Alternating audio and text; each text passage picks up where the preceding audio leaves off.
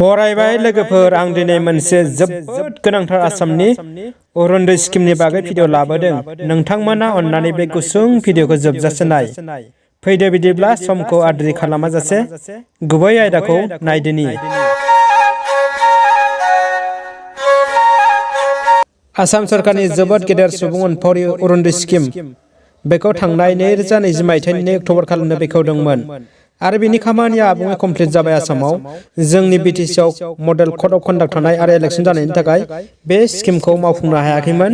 मोनसे खौरांनिफ्राय मिथिनो मोननाय बायदिब्ला लोगोफोर जोंनि बिटिसिआवबो थाबैनो अरुणोदय स्किमखौ मावफुंसिगोन आरो बिनि खामानियाबो सोलिसिगोन होननानै खबर मोननाय जादों। जायफोर बिथांमोना अरुणोदय स्किमखौ एप्लाइ खालामगोन बिथांमोना मासावनो नोगोद 830 रां मोनगोन आरो सोरबायदि बिथांमोना बे अरुणोदय स्किमखौ एप्लाइ खालामनो हागोन आं बिनि सायाव बुंथिगोन। लोगोफोर नोंथांमोना मिथिनो नाजा। फै बिदिब्ला जों बिनि सायाव बुंथिनोसै। रान्दि आइजो जायफोर फिसाय गैया दुखुथियाफोर बिथांमोना बे अरुणोदय स्किमखौ एप्लाइ खालामनो हागोन। आरोबाव फिसाय गारजानाय आइजो आरो बैसो जानाय जायफोर 40 बोसोरनि बारबाय बिथांमोनाबो बे अरुणोदय स्किमखौ एप्लाइ खालामनो हागोन। गोरिब हावरिया नखरफोर जायफोरनाव कन्ट्रल कार्ड गैया जानो लोंनो अभाब आंखाल बै बिथांमोनना नखरफ्रा अरुणोदय स्किमखौ एप्लाइ खालामनो हागोन। आरो जोबथियाव दङ अंगहानि सुबुंफोर बेमार आजारजों भुगिनांनाय आरो जायफोर खामानि दामानि मावनो हाया बिथांमोनाबो अरुणोदय स्किमखौ एप्लाइ खालामनो हागोन। दा आं बुंनाय गोरोबनाय जायफोर बिथांमोना अरुणोदय स्किमखौ एप्लाइ खालामनो हागोन।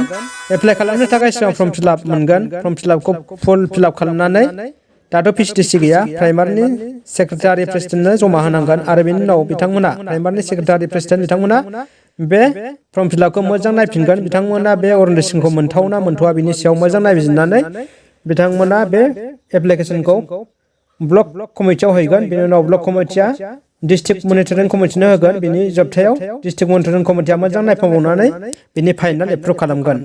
जायफोर बिथांमोना अरुणोदय स्किमा फाइनाल एप्रुभ जागोन बिथांमोना नेक्स्ट मान्थनिफ्रायनो रांखौ मोनगोन दानाव 830।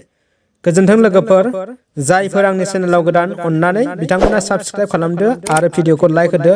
लोगोसे जायफोर अरुणोदय स्किमखौ मोनथाव बा गनायजाथाव बै नखरफोरा बै सुबुंफोरा एप्लाइ खालामनो नाजादो।